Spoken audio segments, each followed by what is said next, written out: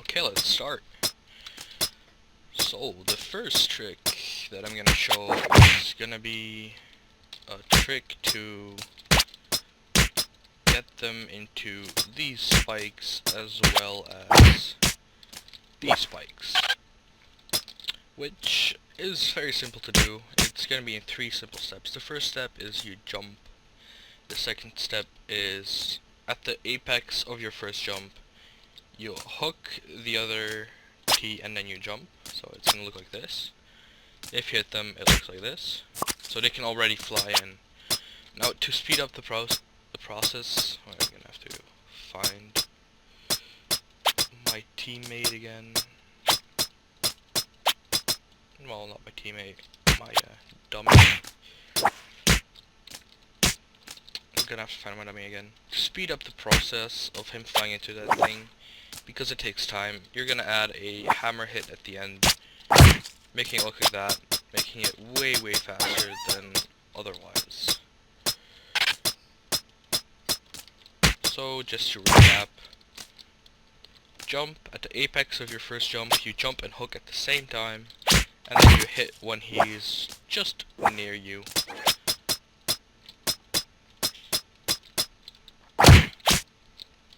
Okay, now we go on to the second thing I'm going to show you, which is a way to horizontally displace the enemy that you just froze. So you froze him and you want to get him to your own spikes. Well, one way to do this is to swing him under yourself and then just toss him away and hit him when he's just past you. This requires some timing, but it's easy enough to do. You can regulate the height at which he flies away by the timing of your hit. So if you hit him while he's under you, he's gonna fly more horizontally, and if you hit him when he's more upwards, he's gonna fly more upwards. Now the next trick is gonna be also a very easy trick to do. It requires just, if someone's here and you want to get him into those spikes right there, all you have to do is you have to hit him and hold the hook at the same time. All you have to do is you have to hit him with the hammer and hold the hook at the same time and walk forward. As you saw, it requires some spacing, really, because otherwise, oh god damn it, why am I failing so much? Shadow play makes me lag a bit, I don't know why. Basically, up and you walk through, gets him into the spikes. So now a different way to get him in there. If he's on this side of you, you can just hook and do that. You hook, you move away from him so he goes towards the spikes, and then you move inwards so he goes actually, so basically so that he goes around this little obstacle. So all you do is you jump, and then you have to jump. Sometimes you'll have to jump again, because otherwise you won't make it, you won't have the momentum to get there. This will be the case with a longer range one. Let's see if I can do it.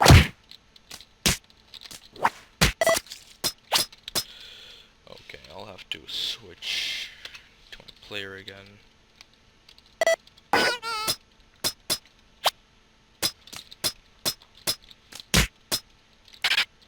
Oh my god, this lag makes it quite difficult to play. The input lag from Shadow Play, I'll have to fix it in time. So yeah, if he's on the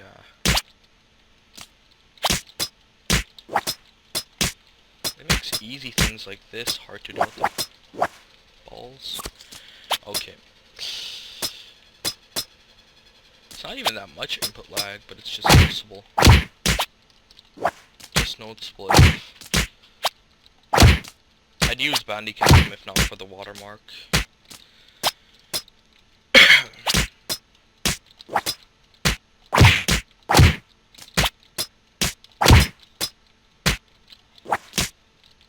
So if your enemy is a bit farther away, you get your max range hook. He's still gonna fly in, but there are some circumstances where you really need to jump to get the momentum. Maybe it was like a really close one instead. Let's try that. So if he's really close and you jump and you no. Okay.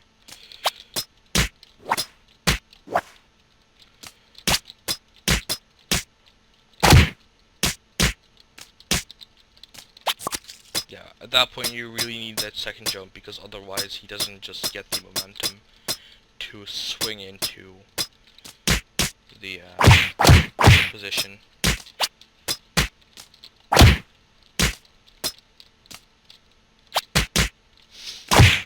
So now if he's on this side of you, you can still do the same trick where you swing him around, but it's going to require you to re-hook. So you're going to need to hook again. Let's see, it's going to look like that.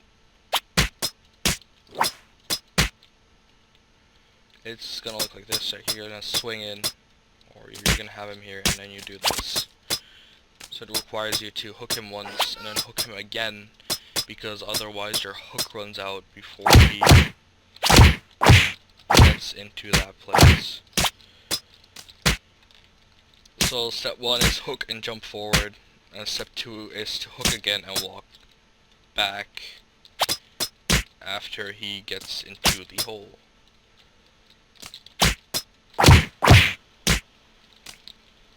Alright, another way to go from here is to hook up and then re-hook him again, just as we did here, but after that you walk forward, which causes him to swing down and then swing into there. So when someone's really close to his edge, you could do the one thing that I showed before, where you like here, where you re-hook there and he falls in and everything's fine and dandy. However, you can also, if he's really close, it's going to be really awkward because you have to fall down and then re-hook. It's just more hassle than it's worth.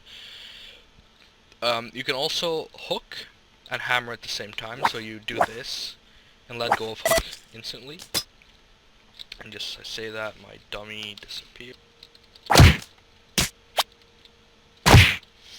Okay, so as I said, if you do the hook and hammer at the same time, and then you catch him again, and he'll fall down into that.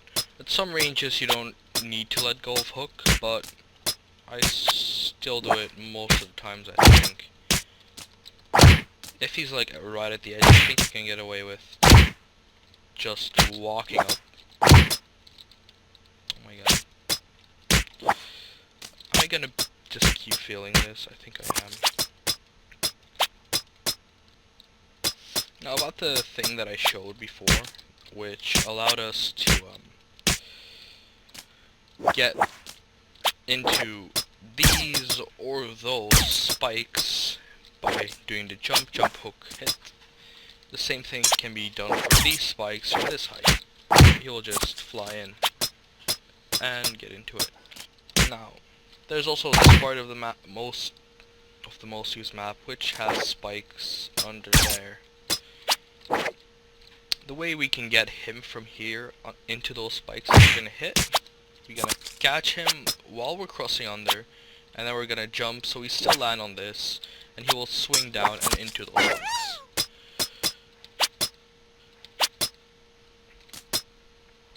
Also, an application for the more horizontal hit that I showed before is going to be right over here. It's most used after you freeze someone and you drop down the middle with it.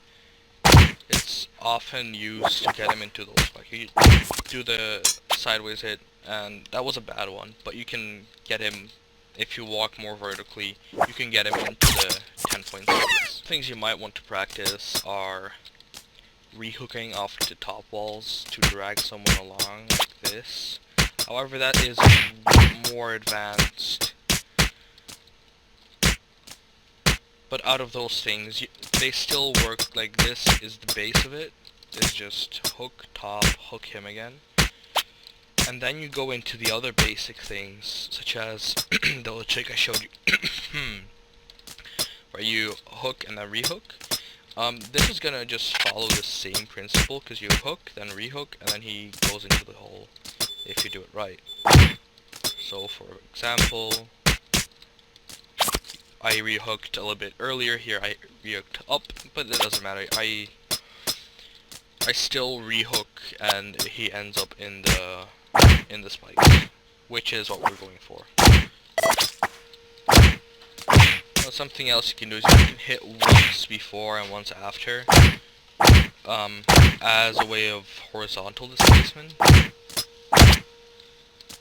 And it can also be used to hit up. It will require a second jump to swing him up and around. This can be used just as a way to mask your movement, to mask what you're gonna do, which can be very decisive in the heat of combat. Like, if you've frozen someone and someone else is following you, you can use these different kind of non-traditional ways to still get the frag in without getting shot, because he doesn't expect you to do such thing. Now we're gonna go on to the more advanced tricks like these. Basically, that one existed in a couple of steps. So the first step was gonna be the normal jump and hit. Now, instead of letting go of him, you hold the hook at the top here. So you do the jump jump hit, but you don't let go of the hook. After that, when you fall, you rehook here. This causes him to fall down and get into this position while being attached to you who's standing here. Now you walk forward, causing the dummy your opponent to go forward as well, and then you hit him in for a really nice looking, slick looking kill. But that's the only couple of advanced techniques I will add into this video, because otherwise it will get way too long. And that was that.